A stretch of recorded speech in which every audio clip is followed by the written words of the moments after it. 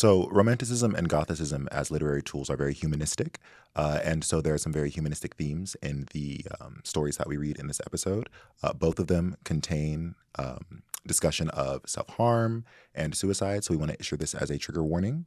And If you or anyone you know are suffering from thoughts of self-harm or suicide, we will have resources at the end of the episode and in the show notes. Thank you so much for listening.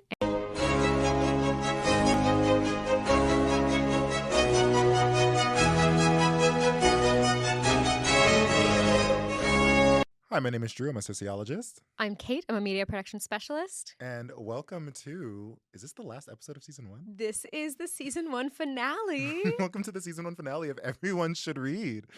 This is the podcast where we read books, plays, sonnets, short stories, essays, and we talk all about them. We tell you if we think that you should read them. Sometimes we do, sometimes we don't. Sometimes we don't. But this whole season has been about Gothic literature. And it's been such a fun season. And it's been a great time. We have some really good books to talk about today. And I hope you listen to the whole season because everything that we talked about the whole season long comes up in today's episode. Absolutely comes to a head today. This was intentional. Yeah, by design. Yeah, yeah.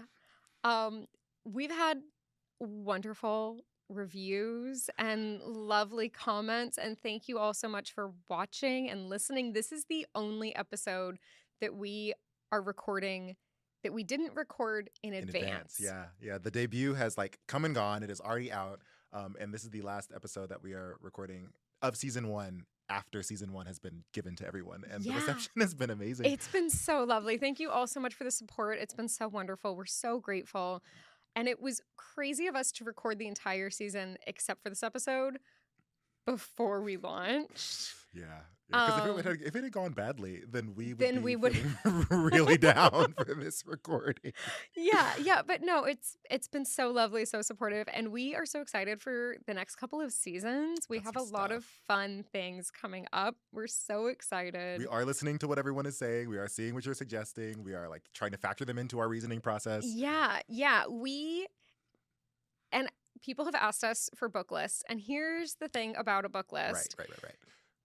The number of books that I read for this season that did not end up in an episode, or we ended up changing what a theme was going to be or removing an episode entirely happened 5 separate times. It's true. There are books that get scrapped. There are books that I have purchased and we have not read.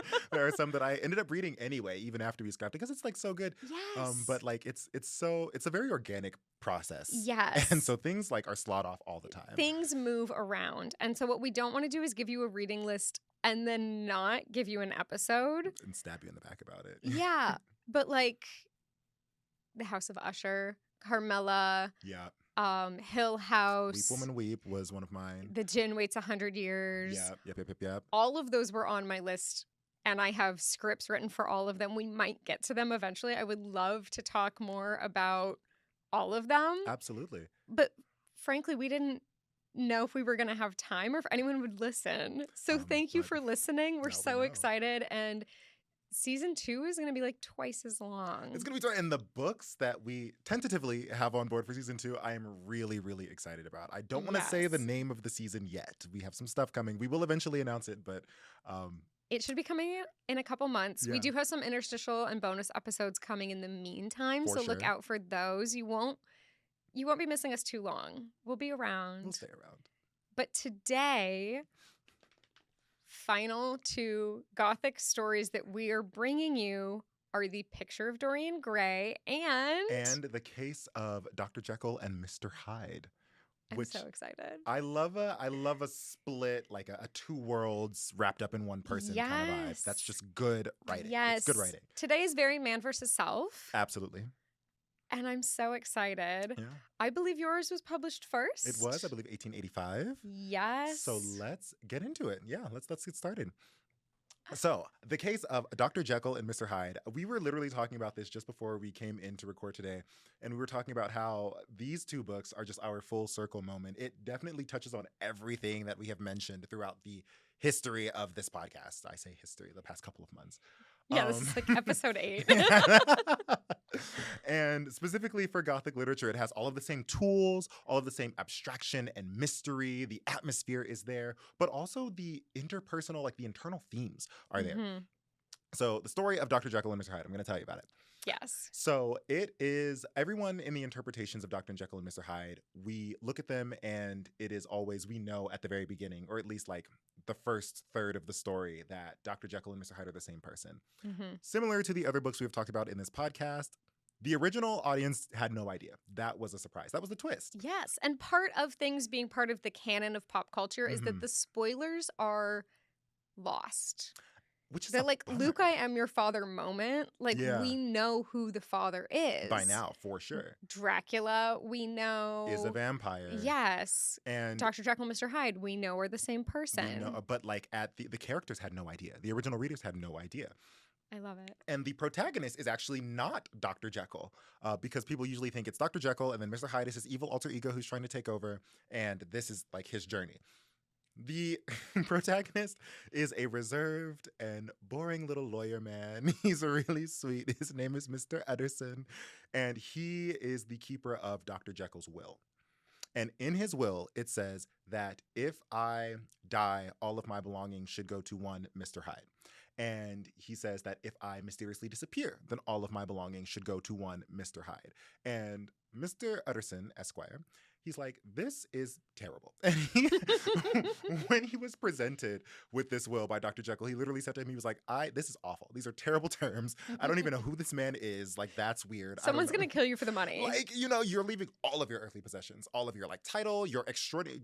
Dr. Jekyll was born wealthy. All of your wealth, you are leaving this to this man who I've never met. And also, what? And so he's walking one day, Utterson, this lawyer, with a friend of his, a really close friend of his. And they walk past this house. Again, this is where another one of those pieces of Gothic literature comes up. It's gossip. They're gossiping. They walk past this house. Love a gossip. We do. They're walking past his house. It's like a little bit decrepit, a little rundown. And his friend that he's walking with, he goes, "Oh my God, do you know about the man who lives in this house?" And the way that would immediately hold my attention. Exactly. Same. Literally. I'm sure that we have done that walking before. We do this all the time. So there was one time I was giving Drew a ride home. Yeah. And he was like, "Can I put on an episode of Normal Gossip?" We were only in the car for 20 minutes, and the episode was 40 minutes long, and we stayed in the car 20 minutes after our ride was over so we could finish the episode. We love gossip. We love knowing things. We love a little story. And gossip is immortal. As long as there have been like humans together in one place, there has been gossip. And so good. Of course it comes through in Gothic literature. And so they're walking and he goes, "Do you know about the guy who lives in this house?" And Utterson goes, "No, like, who is he?" And he's like, "Okay, so setting the scene. It's late. It's dark. I'm walking. There's a little child running. And there's this awful looking man." It's great. He goes, "There's this awful looking man who comes around the corner. And this man, physically, nothing wrong with him. Like, he's short. He's squat. He looks like weird. Like, he's short, but like physically, nothing wrong. His vibes are the worst vibes I have ever felt." His friend is literally saying, like, from down the street, I'm feeling just the worst vibes. I'm thinking, like, maybe I'm a bad person because I hate him so much, but I'm looking at this man and he sucks. In my heart and soul, he sucks. And then this...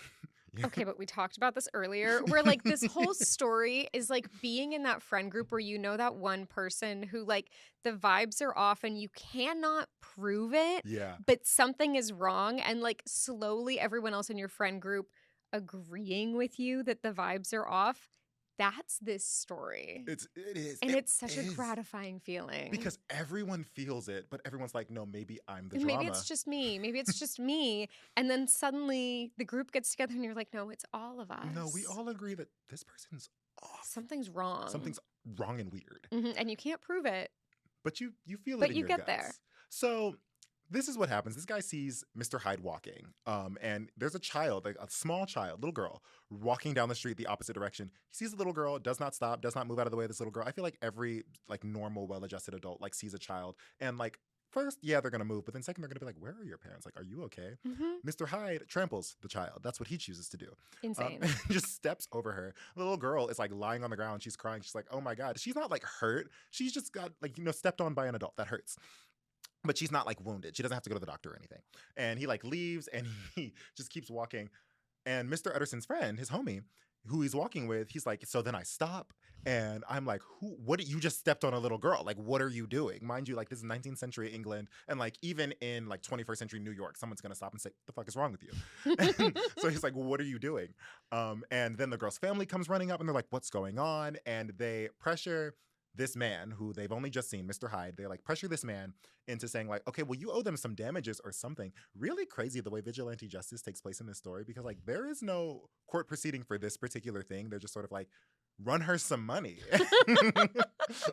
And Mr. Hyde, Mary Shelley did not write this one, guys. No courtroom dramas, just straight to the point. And Mr. Hyde goes, fine, like whatever. Goes into his home that they're like standing in front of when he's telling the story, comes out with a check. And Mr. Utterson is like recounting this because he's so thrown off. He's like, yeah, the check is for a Dr. Jekyll. And like everyone knows Dr. Jekyll. Everyone loves Dr. Jekyll. Like what an upstanding, like well-meaning, sweet man. This guy who is like gross, the pinnacle of, why does he have a check signed by Dr. Jekyll? That's weird. And like they give them the money and they like go to the bank. They're like, okay, well, this is like fraud or something. But they go to the bank and the bank's like, no, this is upstanding. This is fine. Like, here's the money.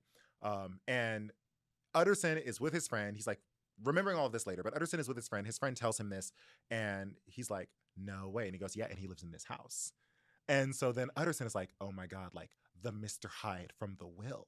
Why does Dr. Jekyll know this gross little man? And why does he already have the money? And like, I don't know why. Because my bank, fraud alert, immediately. There are times when, this is an embarrassing confession, I eat out a lot because cooking takes so much time. I like to cook when it's necessary. I like to cook when it's with people, with my partner. But if I'm just like by myself, I'm like, I do not feel like cooking, I will go out and eat. There was a time when I would go out to eat so much that I went to the grocery store once to buy groceries. Shut up. And I'm in the cashier line and I pay and it says it doesn't go through. I'm like, that's weird. And I get a call from the bank and they're like, we think someone has stolen your card and is trying to buy groceries. I was like, no, thank you so much. But no, that's me. Thank you. You're like, I'm trying to be a good person and cook for myself for once. And the bank is like, couldn't be you. I'm like, this is what I get for trying to change. Yeah. This is what I get. I have bought like steaks, fancy bottles of wine, jewelry, One of my girlfriends went out of the country and had caviar, did not get pinged. Bought gas station coffee and got pinged. And she was like, so my bank knows me. They're like, excuse me, ma'am, this is beneath you. Are you okay? Blinked. Are you well? And she's like, I am, in fact, on a road trip. Thank you so much for checking. So anyway, before electronic banking, they get the money and everyone's like, fine, sure, whatever. And so then Utterson goes to a homie of Dr. Jekyll's, like one of their mutual friends, whose name... These are not the homunculi. These are not the... Gosh, if you've listened to the first episode, if you've been listening since the beginning, I'm so sorry. Don't get confused. I'm just using it colloquially now. But these guys, he's like meeting with a mutual friend. He's like, hey, you know, what's up with Dr. Jekyll? Like, have you seen him? And the guy's like, I don't talk to Dr. Jekyll. Like, yeah, he's cool. And like, yeah, we're friends. No love lost, like for sure. But also... I disagree with him. And he's like, on what? Like, is something wrong? Like, do you know something about Mr. Hyde? And he's like, no, I don't like his research methodology. And he's like, okay, well. Academics. It's just like academics, of course. And it's like, whatever. We all know that guy, though. We do. I have lost friends over differing opinions and like praxis and epistemology, for sure. Yeah, cite your sources, people. Cite your sources. And this is open dialogue, god damn it. Anyway, so he's like, we don't talk because we like differ in our research. And he's like, Utterson's like, okay, yeah, but do you know Mr. Hyde?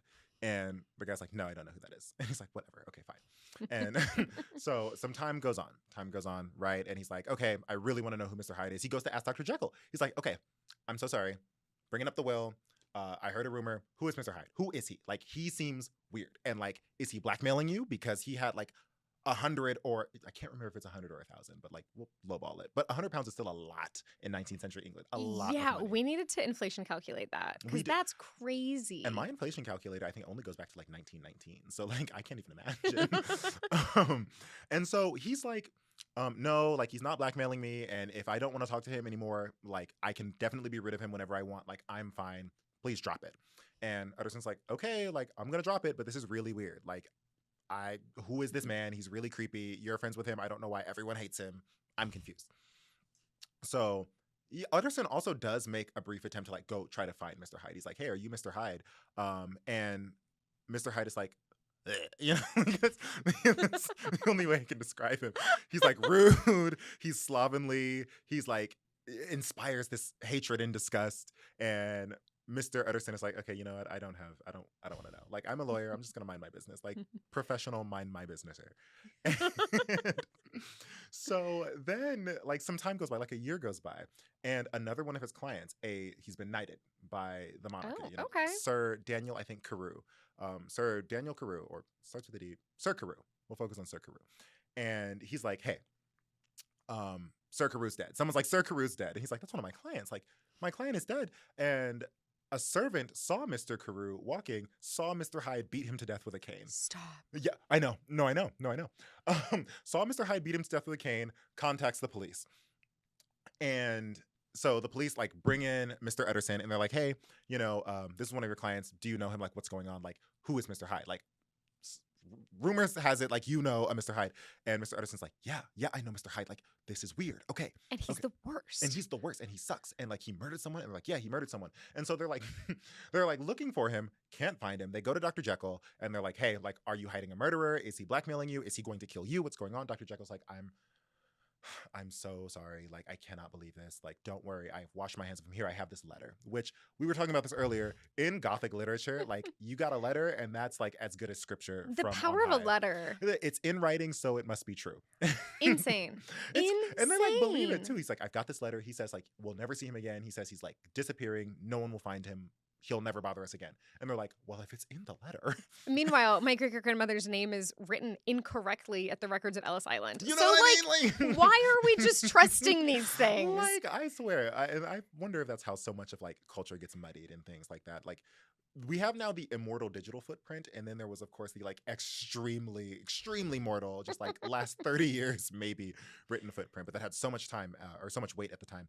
And so they have this letter, and Utterson is like talking to a homie of his clerk. He works for him, and he goes, "Hey, you know, I don't know what's going on, and it's just so strange. And like, here, I have this like letter from Mr. Hyde." And his clerk is reading it, and he goes, "Mr. Hyde?" And Utterson's like, "Yeah." He's like, "This is Dr. Jekyll's handwriting." And Utterson has seen the handwriting in the will, and he's seen the writing of this letter. He's like, they are clearly different. And his clerk is like, "There's a different slant to it, but like, this is the same handwriting." And so now Utterson is confused. He's like, what's going on? I don't know what's going on. Some time goes on. And he's like, something's amiss. Like, something's afoot. And like, we're trying to secure Mr. Hyde. And then Mr. Hyde's servant comes a-calling. And he's like, hey, something's wrong with Dr. Jekyll, my master. Like, something's wrong with him. I don't know what's going on. I haven't seen him. He won't come out. And like, I'm worried. And so Utterson's like, okay, well, like, I'm coming over. I'm going to see what's going on. Let's see what's happening. And so he goes over there, and the servant is like, come here. And so like, I don't know how to describe the architecture of these homes. They're so strange, but they come up a lot. And basically there's like, he's a doctor, and there's like an operating theater in like his home. Like, in his house? I know. No, I know. Anyway, exactly. The English are so odd. Not only are they so odd, but like, I want a solarium. You know, all I want is an extra bedroom. I just want a library. An operating theater? Are you kidding? I just want a sunroom where I can like take my tea and read my novels and whatever. Literally whatever. I mean, sometimes we forget that like the characters in these stories are so rich. Like the idea of the English middle class is so, their way of life is so inconceivable to us now. Inconceivable.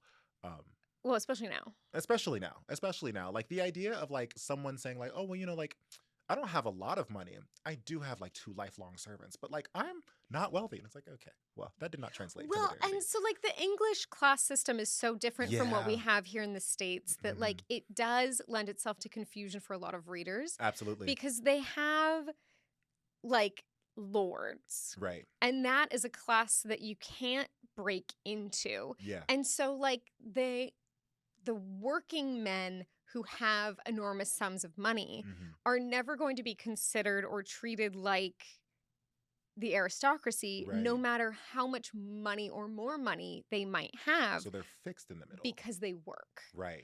Which is where you get like Victoria Beckham's like be honest moment where she like her dad has a Rolls Royce, right? And she's talking about being middle class because no matter how much money her family has, she'll never be at the top of that class system because she wasn't born into it. And yeah. And so then we have the middle class who work and are incredibly wealthy. And then they have, and I say they because we are obviously very, very American. We've been Nos. called out for being very American.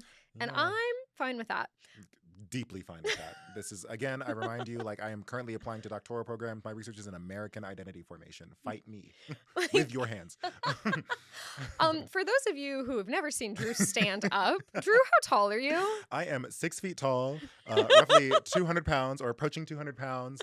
And like, we will go toes over my research. Like, we will. Yeah, for everyone who's been watching all season long, Drew's a foot taller than me. We You always don't do, know like, a it. little- we do a You dance with the don't mics know before it each because of the recording session. camera angles, but Drew and I have a foot difference. Absolutely. Big surprise. One time we were coming to the studio and there was someone who was like kind of being weird and like following us, and I sort of looked back and he was like, and he like kept his distance, Mhm. and then kind of started shouting anti-colonial tea, but like that's He wasn't wrong, but he was having a bad day. he was having a bad day. Different conversation, Yeah. different conversation, but like there's a difference. There's a difference. I will fight over my work. What were we talking about? Colonial. Damn it.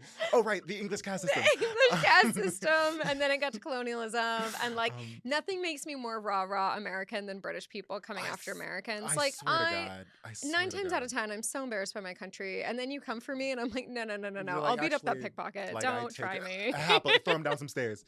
Happily, readily. We say as we are literally reading English literature.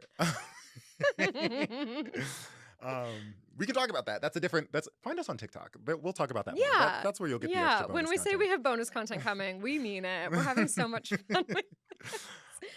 We have strayed so far. Okay, so the class system in England, it is so like inflexible, and so this idea that Dr. Jekyll is middle class is like, yes, It's because mind-boggling to Americans, but the English reader understands it better. understands it better. And my mom is like reading Cast by Isabel Wilkerson for the first time, and she's obsessed. And Your so mother's she's like, so lovely. I love her. I love her to bits. And she's just like, wow, like it's so remarkable, blah blah blah blah. And I'm like, yeah, mom, like T, like it only gets deeper from here.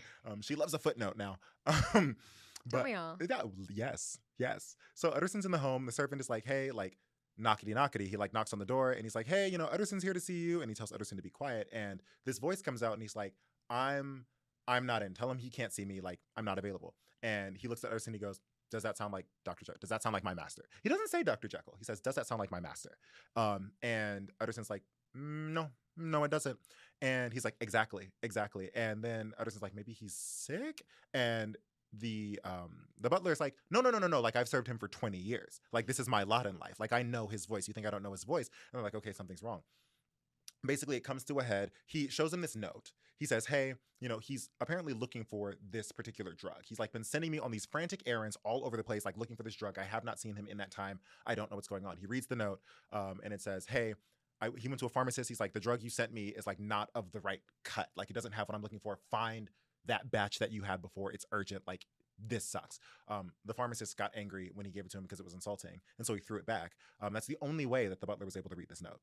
Because Utterson asked him, he's like, how do you have this note open? Because again, like the socialization of those class structures they're drilled so deep that this idea that he would read the note at all, even if he's like concerned about his master's well-being, is like untenable. Mhm. And so the only way that he would have this note to even lend this part of like driving the story forward, this narrative element, is still within the bounds of class structure. It's that it had to be thrown back at him by somebody who was frustrated, which is really interesting in the way that comes through. Anyway, fast forward, they break in, they find Mr. Hyde. They're like, what have you done with him? Where's Dr. Jekyll? They kill him. They find some notes. They like ransack the apartment. They find some notes. They get some documents. He goes back to his home and he reads these statements. And he reads the statement of the doctor who was a friend of Dr. Jekyll, and he said they disagreed. He had visited him one more time before this final confrontation. He visited him and he said he looked terrible.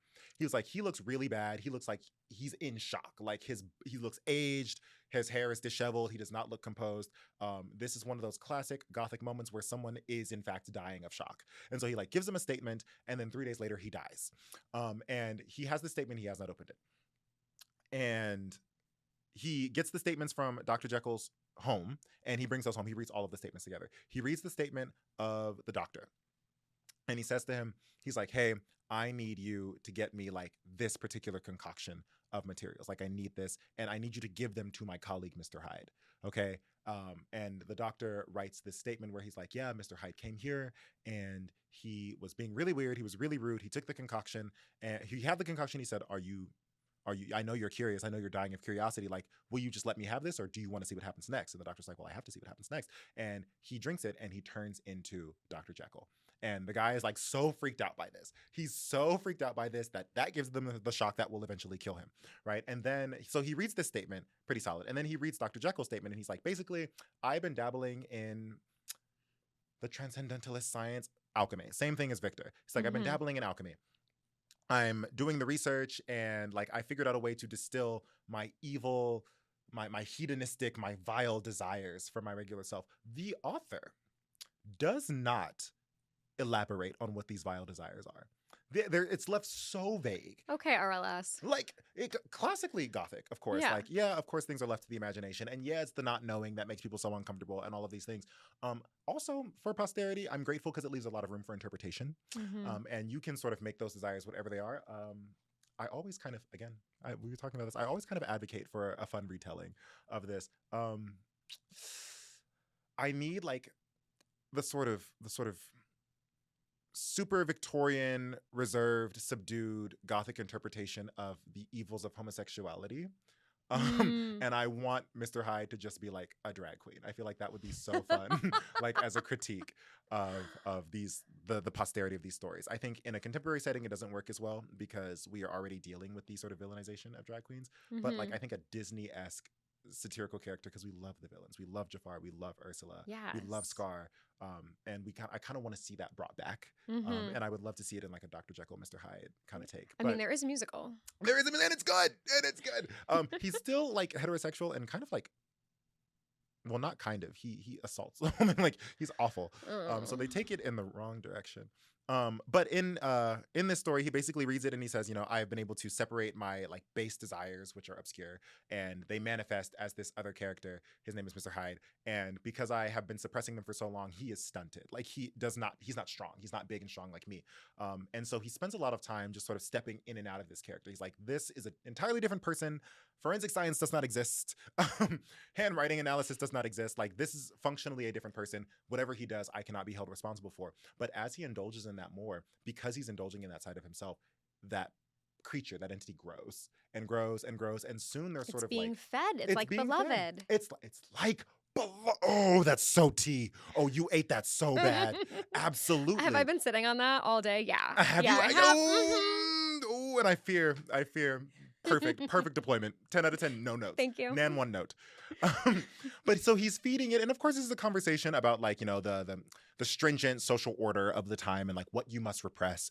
Again, this is that Gothic literature coming out again, and it's speaking to that sort of abstract nature of how one must behave. And it talks sort of a lot about like secondary socialization and how socialization, we'll get into that later, but how it acts as an externalizing force that keeps you in your place. And so Dr. Jekyll is like, you know, I've worked very, very hard to maintain my status which is upheld by the other people around me.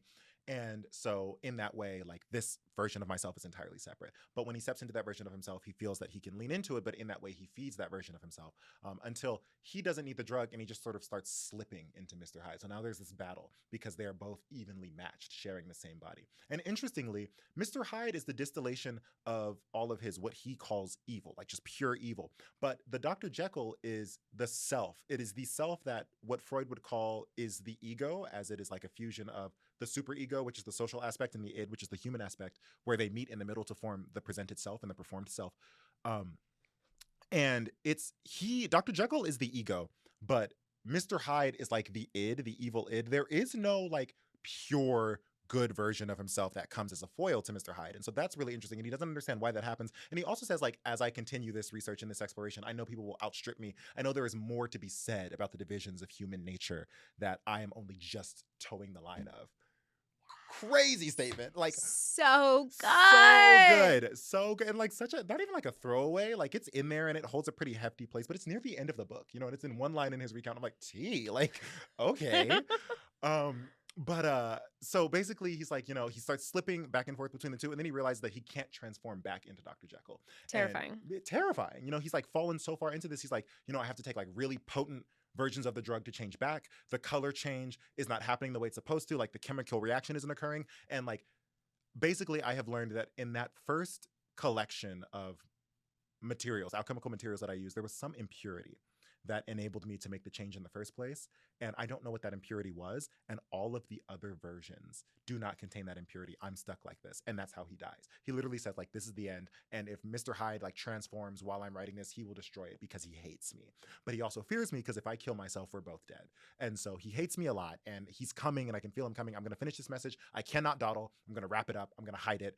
And I hope they get it when they come to find me. But this is the end of me. I'm Dr. Jekyll. And that's how the book ends. You know, this is the end of me.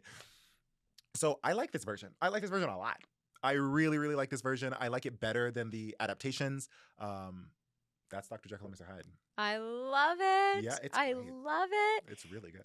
And I love that we paired these two together because the id and the hedonism and these multiple personalities within one person are like so... They're so... It's just such a good They play together so well. Yeah, they do. Yes. So I have Dorian Gray, and what everyone already sort of like knows about Dorian Gray is there's this painting. Right. And he doesn't age, but the painting does. And the story does take place over the course of 20 years. Whoa. Okay. Yeah, there's a big time jump. Okay. At the start of the story, he is 17. And so much of the secondary socialization that we talk about comes from this character, Lord Henry, also known as Harry to his friends, who thinks of himself as like a psychologist. And we talked in an early episode about using your knowledge and your sociology and your skills for good. And this guy's not doing that. He's just sort of like playing around with like a little hint of this here, little recommendation there. And he's he's a lord. You know? Yeah. And he speaks in such a way that he's so charming, he's so effervescent, and like he has aged, he is older, and he sort of understands the game better than anyone. He's incredibly witty, and I think so much of him speaking as a character is so much of Oscar Wilde. Yeah. Because so many of like the brilliant witty quotes that are attributed to Oscar Wilde are Sir Henry or like Lord Henry quotes, which is so fascinating. Reminds me of Bram Stoker. A little bit less self-insert, but it's very, very much like that clever, that wit, that the quick wit that Oscar Wilde is known for comes out so much in Lord Henry. It seems almost like he used more strokes of himself in painting this particular character than he did others. But he used bits of himself in all of them. All of them, yes. But we have this character, Basil. It's written Basil, but it's a British character, so I'm assuming it's Basil. Thank you. We're ragging on the English in this episode. You gotta. Also, they wrote it. Well, no, Oscar Wilde is Irish. I'm wearing my Irish sweater. Speak on it. In honor of him. His mother, a famous poet. His father, also an academic. But his mother baptized him Catholic in protest of her like Protestant landlords. And that was the only thing she had to do with Catholicism. But it was like her sticking it to the man sort of moment. And that was the only religious interaction that he really had. And I kind of love it. Ostensibly Catholic out of spite. Spite Catholic. Yeah. Spite Catholic in protest of a Protestant landlord. And that's like his only religious experience. What an eat. Yeah. Hilarious. Yeah, I agree. Truly. Love that for her. We're not covering the Protestant and Catholic issues in Ireland in this episode. And anyway, in any capacity, Martin we're Luther not was taking... in the room with us. There was no schism in the room with us. But no. Different podcast. No. We might get there in other books, but not in this one. Tea. So we've got a character, Basil, who's so obsessed, so in love, so enchanted by Dorian that he wants to paint him. Basil is a painter. He's created several other works that feature Dorian as like famous historical characters or gods or like romantic characters. But he wants to do one of Dorian as Dorian. And this is the painting that, you know, launches 1,000 ships, really.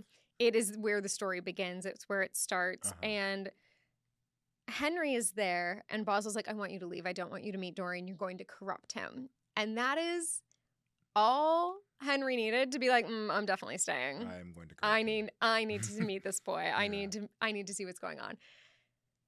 Dorian is this sweet, angelic, gorgeous creature who's so innocent. And all it takes is Henry being like, it's a shame that you'll always be young and beautiful in this painting, but that's not how life really works. For Dorian to be like, what do you mean? Oh, no. What do you mean? First of all, that's fucked up. Diabolical. Second, the fact that you cannot just remain graceful and beautiful for the rest of your life. Like, yeah. Henry's like, your life Henry. is really easy now because you're young and you're rich and you're gorgeous. But like, eventually people are going to stop handing you your wins. When you're not attractive, your life is going to immediately become harder. And Dorian is terrified. As someone who plans to be beautiful their entire life, well into their 80s, I cannot relate. I have no idea what that sounds like. That sounds unfortunate. Yeah, that sounds unfortunate for him. I have a lot of really hot old friends. Just putting that out there. Yeah. My grandmother's aged beautifully. I'm not worried. But also, their recommendations are sunscreen and drinking lots of water. So I do that. I take their advice on how to age well. What I don't do is wish that the painting would take on all the ugliness of my soul. Oh. Which is what happens. He wishes. He out loud claims it. The second that the painting is done, it is spectacular. And Dorian's like, no, I will never look this way again. I will be older tomorrow than this painting will. And I hate that. There is something so interesting about this. Okay. Also, it takes like 10 seconds to corrupt Dorian. He was like very much easily led down the path to being a terrible person. It took virtually no prompting on Henry's part. I do think that is part of the issue. Like, Dorian throughout the entire story takes zero responsibility for anything he does. And part of it is because he's so pretty that no one holds him responsible for anything because they're like, look at him, he's so good, he's so sweet. And we talked in Cat on a Hot Tin Roof about pretty people problems where no one takes Brick or Maggie seriously because they're so pretty that their problems can't be that bad. But this was only particularly in one of the adaptations, right? And then in another story, I mean, it's in all of them, but it's really very prevalent in the like Paul Newman, Elizabeth Taylor version, which like they are so pretty. Truly. And then Anika Noni Rose. So literally, what can you do? Yeah. When they just keep casting gorgeous people, you understand that pretty people problems. We need a version with some uggos. I don't think it would play as well. I think it'd be played very differently. It's true. Yeah. Right. But also, you look at Paul Newman and you look at Elizabeth Taylor, and though they were incredibly gorgeous, very talented individuals, they had very difficult lives with a lot of problems. So pretty people privilege is a thing, but pretty people problems are just as prevalent. Well, and that's something that's so interesting, this like idea, because like when people say like pretty privilege, it's sort of they're almost there, right? They're like, they're speaking to like what it is to fit into like the hegemonic beauty standard. And like hegemony is like a demographic within a certain social structure that has the most amount of privilege. Yes. And so like when someone is like, oh, you have a pretty person problem, it's like, well, because the institutions are designed in such a way that like you can weaponize the implicit biases attached to that institution, yes. And like those implicit biases work for you, yes. It doesn't make like the human experience any less difficult. Exactly. Exactly. Like someone can be like, oh, well, I am exactly what everyone thinks beauty should look like, but that doesn't save me from the rest of the way the world treats anyone. Well, and we were literally talking about this on the train earlier today where it's like, well, just because someone is like very pretty and striking, like that can be very dangerous. Yes. It can be extremely dangerous if you don't know. And you have to know. You have to be self-aware. You have to be just as smart as everyone else in the room or you're going to be taken advantage of. And it's really easy when you're pretty. Yes, because you assume everyone's going to be nice because they're always nice to you. And so why would people be leading you astray? And also, like, all someone has to do is walk in the room with you on their arm and suddenly, like, you are a piece. You're a set piece in a game. Like, suddenly that person has more power in proximity to you. It's weird. Yes. It's weird, but that's how it works. Yes. And so part of the problem is that Dorian knows that he's beautiful, but he doesn't understand the power that comes along with that. And he, reminder at the beginning of the story, he is 17. So he's just, like, ultimately stupid.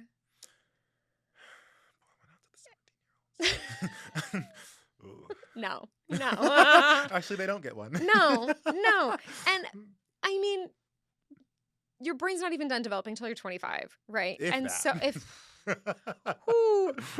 but it becomes a serious problem. He goes to this theater that's like not very good, and it immediately becomes obvious that Oscar Wilde's a bit of an anti-Semite, and that's a separate issue. He's also wildly misogynistic. Yeah, like these are two of the things that came out in this you were saying. It's disappointing because when I hadn't read this one in so long that I hadn't really like fully absorbed that information because it is a quick read. It's not a quick read the same way that Nathaniel Hawthorne is a quick read because Nathaniel Hawthorne is like a staunch feminist and believes in like women and their independence and their mind. And Oscar Wilde is like, these women are just like the worst. So that's fun. Yeah. But Dorian goes to a theater. He falls in love with this actress and decides he's going to marry her. Okay. He is 17 years old. She is also 17. They are like, oh my gosh, we're in love. And everyone's like, you don't even know his real name. And she's like, I just call him Prince Charming. Like, truly, there's very little depth there. Unfortunately, we have all been there, but ew. Everyone's been dumb and 17 and thinks they're in love before. Absolutely, yes. If you're lucky, you grow out of it. Yeah. If you are lucky, that's so real. Yeah. Yeah. And you mature and become an adult and find out what real love actually is. And that's great. Better than you could have imagined. It's so much better. If you're 17 and life is hard, know that it gets better. So much better.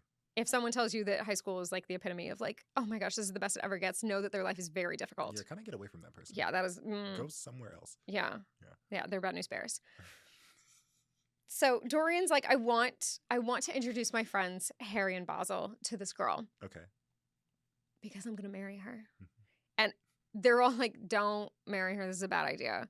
Even Lord Henry is like, oh... I fucked up. But he understands that if he tells Dorian, he's like, oh, don't do it. Dorian's going to do it more. Dorian's that friend, right? And so Henry's like, Basil, don't say anything. If he thinks you disapprove, he's just going to do it. Like, we need to let him come to this idea on his own. Sybil is the name of the actress. She plays all of these Shakespearean characters. And she's brilliant. She's wonderful. She's spectacular. Her talent is the reason that Dorian falls in love with her. Also, she's gorgeous. So, like, there's that. Win-win. Yeah, for a moment. And then she's like, I now know what it is to be truly in love. All of these characters are a farce. And so the night that Dorian takes his friends to go see her, she plays it, like, completely terrible. Wooden, awful, like... Girl. The entire audience is booing. Everyone gets up and leave. Dorian's friends get up and leave. Like, I'm booing. It's so bad. He goes behind the stage at the end of the show, and she's like, I did it terribly. Did you love it? And he's like, no, I'm so embarrassed of you that I fell out of love with you. Like, he got the ick so bad that he's like, calling it off. And she's like, no, but you don't understand. Yeah, like his performance art. Like, yes. She's like, I now know what real love is, and so I know that Juliet was not really in love with Romeo. And he's like, cool, and I was really not in love with you. I'm out of here. Okay, I'm sorry, but like, the boos are a part of the performance. Yeah, and then she pulls a Juliet. This is not a postmodern performance. No, this is very pre-modern. In fact, it's the 19th century, isn't it? She pulls a Juliet. And this is our third episode that is going to start with the suicide trigger warning. Yeah. Well, so Gothic literature is just all up in half your characters dying. It is. There's a lot. The number of characters that die in the books that I read is so high. It is shocking. Well, because we were literally talking about, you said like there's a lot of death, like verbatim. And, yes. Like, it sounds like a bit, but like. Well, Dorian is directly and tangentially involved in the death of like 5 or 6 characters over the course of this book and his life. And he doesn't live very long. I mean, if you count Dr. Jekyll and Mr. Hyde as like 2 separate people, they both die. Sir Carute dies. A doctor dies of shock. Like, just like, so yes, it's dramatic. Right. It's atmospheric. It's telling a story. It's painting a bigger picture, whatever. Everyone dies in Gothic literature. That meme about like giving a Victorian child a Cheeto puff and it'll kill them. That's where this comes from. Okay, but Victorian children were also like licking the lead, and they had really straight opium. Yeah, the cocaine was in the Coca-Cola. Like, what would kill a Victorian child is just like Lysol. Yeah. True. Like, the Lysol wipe would just absolutely shock You're them. so real. Especially because they're like mostly diseased anyway. Yes. Yes, they had rickets. What is that? It means that, like, their body had, like, so few nutrients because they were, like, so impoverished and in such terrible conditions that they were dying just from, like, existing. Oh my God. These are the ones who were, like, working in factories. Oh. The, like, pretty ones with all the privilege and all the money, like, were still on all sorts of barbiturates and everything else. Absolutely. Truly crazy time to be alive. I mean, the reason that we have the FDA is because they were putting chalk in milk to make it look white because it was, like, so rancid that they were trying to, like, shelf stabilize it. So, like, there's never a rule or a law without a reason. There was some exploitation somewhere. There was some exploitation somewhere, and that's why we have the law or the rule now. deep. Truly. Like, we have, what is it? The Third Amendment? Is Because the redcoats were, like, living and taking over homes. I don't want to detract from the episode, but, like, have you seen those memes where it's like, never thought the Third Amendment would come in handy? Except for right now. Yeah, Third Amendment stands are really having a moment. Like, I'm so sorry, Miss Third Amendment, for ever dying. But it was because the redcoats were kicking American colonials out of their home. And here we are. So anyway, that may or may not stay in the episode. Right, this is getting wildly off track. Anyway, Dorian's ex-fiance pulls a Juliet, and this is the first time that he sees a change in the painting. Oh, really? Yes. Okay. He's 17, and suddenly his painting has this, like, really hideous, awful smirk on it. And he's like, no. No. The painting's supposed to be beautiful and young forever. And this is when he's like, but I'm beautiful and young. And the painting suddenly doesn't look as beautiful and young. Over the course of the story, he commits truly horrific sins all up and down Europe, all through England. Yeah. There's a lot of, like, unknown crimes that are committed and, like, things that aren't sort of hammered out detail-wise, including, like, why his wish to make the painting take on his, like, sins works. I got all of the loose magic systems this season. You did. Real muddy. Real muddy magic. But we're telling a greater story. It's true. Yeah. So anyway, he ends up killing people. He gets people addicted to opium. He's doing all sorts of things. And over the course of 20 years, as he doesn't age and stays young, people start to lose their faith in him. They lose trust in him. And the number of people that they're like, oh, he's committed heinous crimes. I've seen it. And, like, people will get up and leave the room when he comes into the room. Ooh. So by the time his 38th birthday rolls around, in the original edition, postscript, I guess I should have started with this, the story was originally published in a magazine.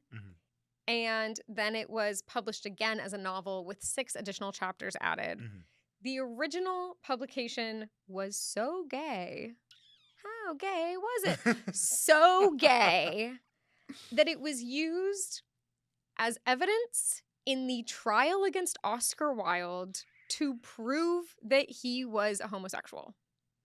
And when I first heard that, I was like, get over it. Whatever. I got, like, 7 pages into this book and I was like, oh, it is so gay.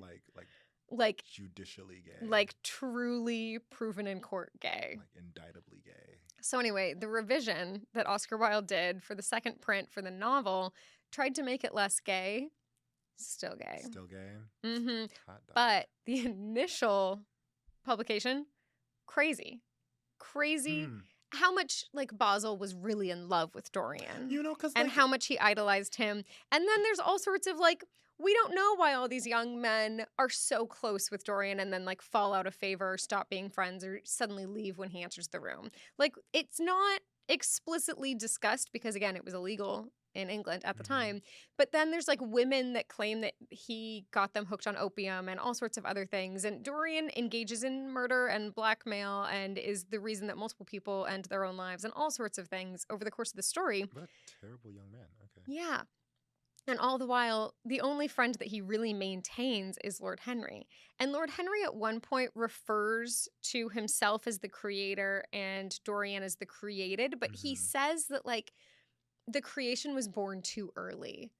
Like, it wasn't really done cooking when it got released. And so, like, things are not quite right with the social experiment that Lord Henry is sort of performing on what was the young ingenue and now is like almost a 40-year-old man. So what then, who does culpability fall on, do you think? Oh, so here's the thing.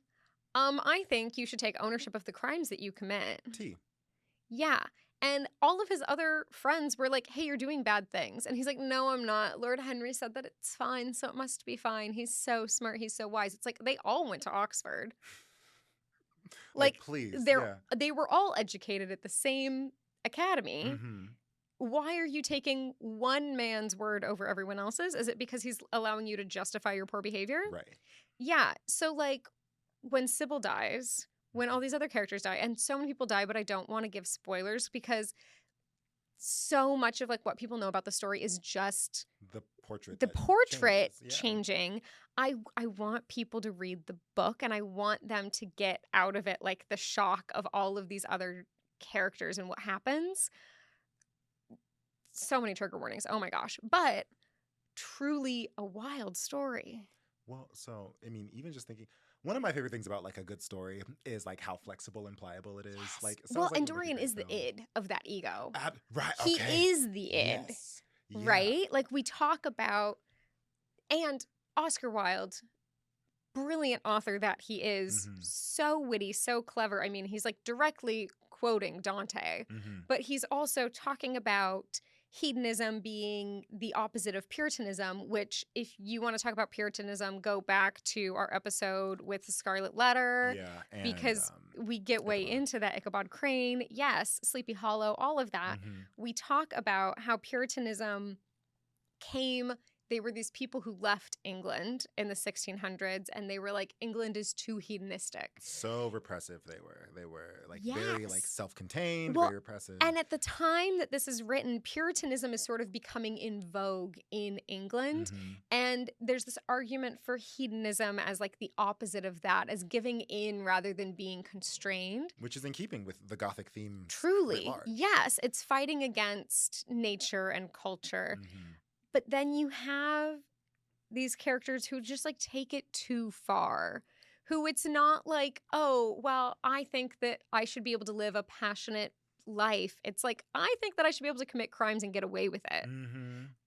There's a difference. It's like, because, oh, well, it gives me some kind of feeling, and I'm supposed to be leaning into my feelings, right? Yes. And that's where, again, that super ego, the super ego is supposed to be, like, the good of the collective, exercising, like, social control over the individuals. Yes. And Adam Smith originally writes the argument, like the social contract theory, and it's like, you know, in order to enjoy collective freedoms, you must give up individual liberties for certain. And there's a lot to be said about that. We do not have to we don't have time. Yes. We don't have to. But in this case. But it's so fascinating because Oscar Wilde directly calls out ego and psychology and sociology, Puritanism, hedonism. He talks about all of this. He's a very self-aware and very intentional author. So, like, when you see the breadcrumbs dropped, know that he placed them gently. They were not accidental. Right on the path for you. Brilliant writer. So Oscar Wilde is creating this incredible argument for morality in a way that it's like, what takes things too far? And are you allowed to socially, psychologically experiment on your friends? Probably not. No, Probably not a great idea. I don't do that, for the record. I think that's weird. And in fact, whenever my friends are like, what are your sociological observations about me? I keep them under lock and key. And they fight me and they fight me and I never reveal it because it's weird. No, it's weird. It's like, maybe you should talk to someone about that. But, like, that's about as far as it goes. You don't manipulate the people around you just to see what happens. That's crazy. So it's also like an ethics issue. Exactly what I was going to say. I remember when I was first studying philosophy in undergrad, all of these philosophers are sort of talking about, like, the moral implications of X. And they're like, well, this is human nature. And then other ones were basically arguing, well, maybe human nature is a little more subjective. And, like, that was the whole argument that's over, like, hundreds of years. Which all of Gothic literature, the whole question is, like, what is human nature? Yes. Who are we? And what are we supposed to be doing with our time on Earth? And how are we supposed to be treating people? How are we? I would argue that so much of it is like based on how we are socialized and like what we are taught is right and wrong, because so many different places have so many different definitions of what is obvious and how people Yes. should behave. And because there's no, I mean, aside from like, you know, don't kill people, don't infringe upon, do what you want as long as it doesn't hurt anyone else, is kind of like the one universal theme. And that's because humans are social creatures, but that's like it. And I say social creatures, like that's the one thing I will say about humankind. Like as a social scientist, we are very tentative about saying things like that. We're meant to be in community. But that's we are all creatures we can, who are sure. meant to be villagers in a village. Absolutely. And that is all. That's all. Like, we can't say whether that's good or bad. We can't say whether like human nature can be neatly divided between male and female. We can say that we are social creatures and that's it. And that's it. And that is the only definitive. That is the only definitive. So beautiful because it leaves everything open-ended. And I think that Gothic literature has this incredible way of sort of like taking a jackhammer to that and being like, okay, but what about this diamond? What about this piece of coal? Yeah. What if we smash them together? And it like manifests this dialogue and it takes all these crazy shapes. It's incredible. It's great. I've really enjoyed this season. This whole season has just been so fun. It has. And it's opened up so many lovely conversations, and like the comments that people leave in the chat are wild. Yeah. And I love how strong everyone feels about this because everyone is informed based on their own lived experience and the information that they have gathered up to the point where they're at. And everyone feels so strongly, and I love that. It's true. There are hills that everyone is willing to die on. And interestingly, one of the things that I really enjoy about how many hills there are that people are willing to die on is that Gothic literature, yes, rose out of the 19th century, but we intentionally read books that are taking Gothic themes and making them more contemporary. Yes. And so people can like touch on it in that way as well. And they're like, oh, well, like, I get it, and now I have an opinion, and now I'm ready to talk. And I love that. I love the more people talking, the better. Well, also for our Mexican Gothic episode, we chose books that were written within the last like 5 years. We have hundreds of years of literature to choose from, and we're like, Gothic literature is really like the most fun conversation anyone can have because everyone can have an opinion. And for the most part, opinions are open to interpretation. Right. And also so much of it is based around the unknown. And so it's so fun when people have opinions about like how they interpret the unknown and how they deal with the unknown. It's great. Yes. Well, and there's so much fear in so many aspects of different people's lives, in so many different places. And it's like, this is how I as an individual deal with fear. This is how I deal with things I am unfamiliar with. This is how I deal with a world that is scary to me.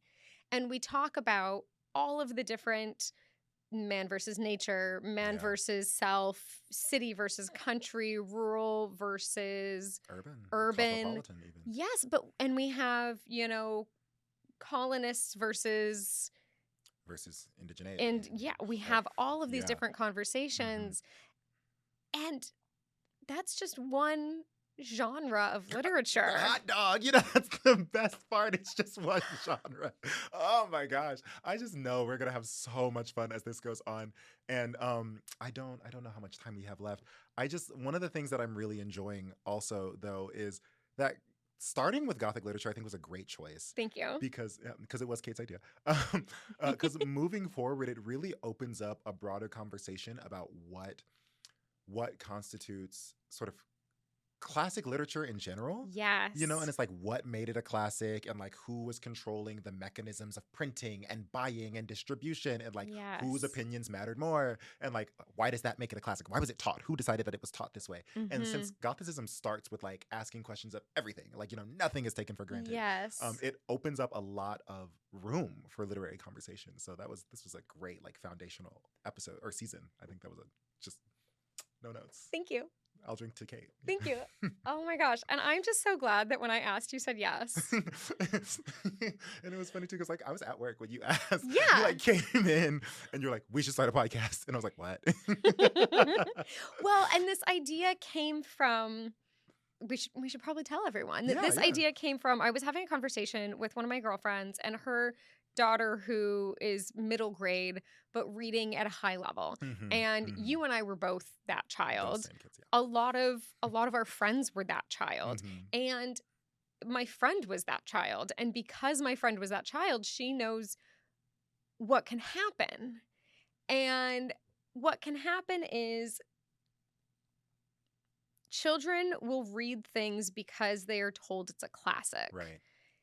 Having no additional information, no historical background, no context, and pick up books that are like reading level appropriate, but not necessarily age appropriate. Mhm. And then they get into all of these stories and they're like, well, that was a lot. And they're a lot. And they get into this with a lot and, like, again, no context. You know, No one to context. connect it to the greater. Well, and you don't have people being like, oh, yeah, that was a way that people think a long time ago. Mhm. Or that was something that they were pointing out or calling out. Or like the book that I read today, you have some really interesting concepts and ideas and themes.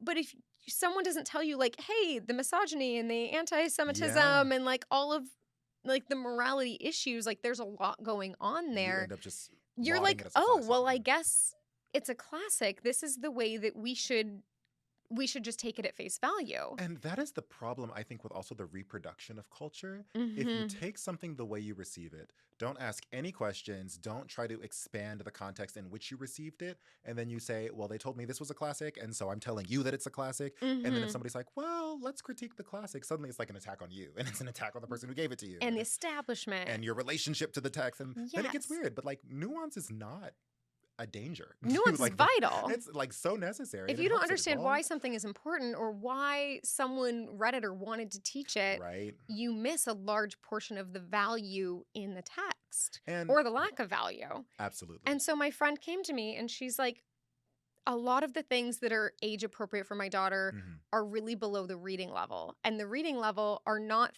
like are conversations that we have to sit down and have as a family or Right. like I want to be able to facilitate this dialogue. And Mhm. she was like, what did you really enjoy when you were her age that you can just recommend without me having to worry about context or themes or, you know, plot lines that are going to come up? And I was Mhm. like, oh, I love that. And so Yeah. I went home and I started working on a list.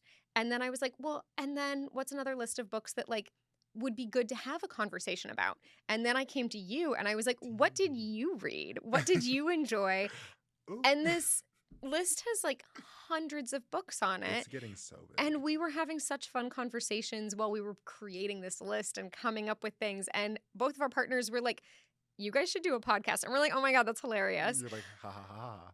And then I went home and I thought about it some It's more. like, tee-hee, unless. And I was like, no, we should do this podcast. We really should. Well, because it's really, I think it's very exciting. It also brings in an element of intersectionality, of course, Mhm. right? And I personally am of the belief system that I don't think, depending on who you are, you cannot opt into certain difficult conversations. They just sort of come to find They're you. part of your life. Exactly. You don't have a choice. Someone's going to sit you down and be like, hey, this is the way the world works. You need to understand it. You need to guard yourself. by necessity. Yes. And like for many kids, because we talk about like secondary socialization, it kind of kicks off at between 5 and 7 because that's when Mhm. abstract thought starts being formed. Mhm.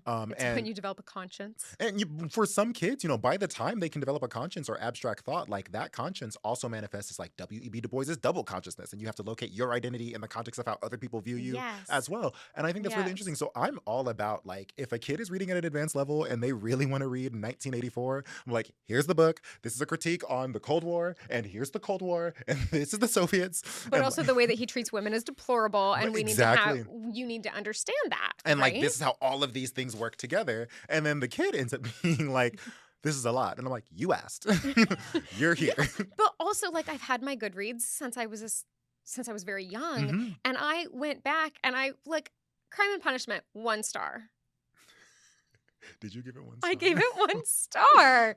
Meanwhile, my father read so much Russian literature that he like could have minored in it because he had a professor who made it so accessible and so wonderful that he was like, I want to read every single one of these. It is And I supposedly am the really pinnacle. excited for when we do finally get to Russian literature Yeah. because I have my partner's whole family who read it in the native language and they're excited for that. My father's excited for that. That is several seasons from now. It's down the road, but we have several seasons, blocked out to an Mm. extent. Well, okay, so taking this a little bit further. Yes. When Trent and I were just in Chicago, we were Mhm. like looking around the city. We're looking around the city. We were thinking about moving there. I'm gonna And miss you so much. you can come visit. You can come visit.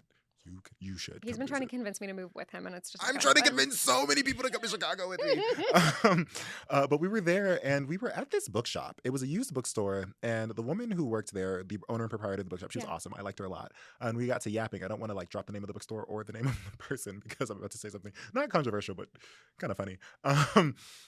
And she's talking, and we ended up getting into this conversation about this relationship with reading that a lot of people have right now, Mhm. specifically how people are less interested in like the book and the context and like the layered meanings of all forms of art, whether it's visual or performance or written. And they're kind of just interested in being seen reading. And so it's this concept of like Very performative. very performative. And she was saying this to me. She was like, I have people come in here who tell me that they have, one, not read a book in 8 years, or that they have never read a book cover to cover. And then they ask me if I have any Dostoevsky. And I'm like, what? And she's just like, I don't know why. She had no idea. She's like, I don't know why these kids keep asking for Dostoevsky. Like, they keep coming in here like every day.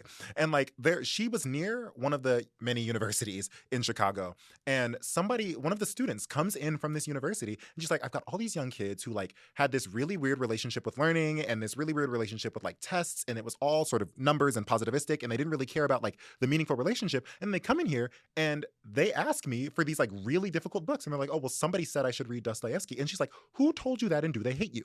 And so it's this really interesting sort of evolution of reading. And I think in speaking or in keeping with sort of like lending context to Mhm. the different levels at which people are reading and like the necessity of crime and punishment and making it accessible, I think this podcast is really important. I think like our podcast does not have to be the only way that people get exposed to this. I think if somebody gets inspired by this podcast, they should start a book club in their neighborhoods or something like that, where they Yes. just focus on making this stuff accessible. Because sure, you can read Crime and Punishment because it's supposed to be like the pinnacle, but like, why is it the pinnacle? Who says it's the pinnacle? What are their writing styles? What does that remind you of? Like, who else was writing at the time?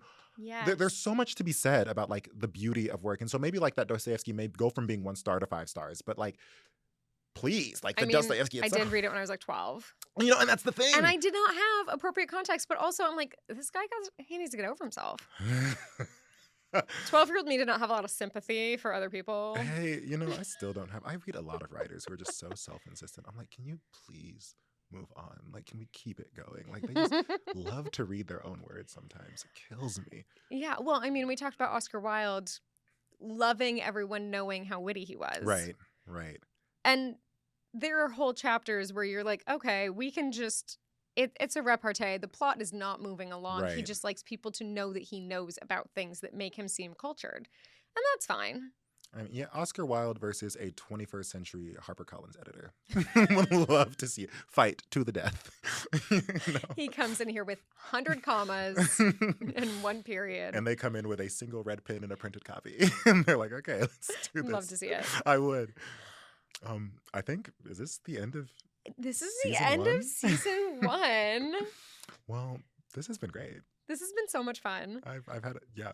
Any final thoughts? Should everyone read the picture of Dorian Gray? I think everyone should read it because what they think they know about the story isn't the whole story. Mm. And I think it's really fun to discover. It's also like 215 pages. It's very quick. Yeah. It is long sentences because of the aforementioned commas and lack of periods. Mhm. But it's so interesting. And I think that in a time which so many people are grappling with what is morality, Mhm. it is a really fascinating read.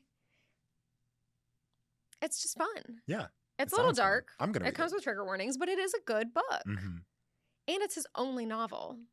Which I didn't realize before you told me. Yeah. If you're looking for like an intro primer Oscar Wilde story, though, Mhm. the importance of being earnest. The National Theater production, if you can find it. I say pay for it. It's so worth it. It's such a good production. It's a phenomenal story. My Yeah. brother gave it to me for Christmas one time. Oh. Books as a gift is truly what Yeah, I need in It's my true. life. Anyone can always give me a book. I agree. I'm so happy with that. My partner is working on an annotated version of one of his favorite books to give me as a gift because I stole my mom's annotated copy of The Color Purple, and I will not give it back. That is mine now because I love reading I her love the way notes. you love each other. Also, apologies to your mother and her missing copy of The Color Purple. She's never getting that back. I'm so sorry, mother. I love you. But should people read Jekyll and Hyde? Well, if they've listened to the whole season, yeah. Like if you're here, if you're with us, if you've come this far, you should read it. Mostly because I really enjoyed it and it summarizes everything. If you have listened to every episode and our breakdowns of every other book that we have read, if you're going to read a book, yeah, read Jekyll and Hyde. I mean, it touches on everything we've talked about. It's really, really short. It's fun. Yes. Do the audiobook. I have no gripes against audiobooks. I say, yeah, yes. Well, and we picked these books for our season finale because they do touch on and incorporate aspects of every single other episode Yeah. from this whole season of Gothic literature. So if you enjoyed the other stories, you will enjoy this. Yeah. You will have a good time and you Guaranteed. will see the through lines that we've been talking about. It's good stuff. And Thank you for listening. And with that, Thank you for following along. We will be back soon. very shortly. Yeah, give us a few weeks off, but we'll be here. And my name is Drew. I'm a sociologist. I'm Kate. I'm a media production specialist. And this was Everyone Should Read. Thank you so much for listening, and tell your librarian that we love them.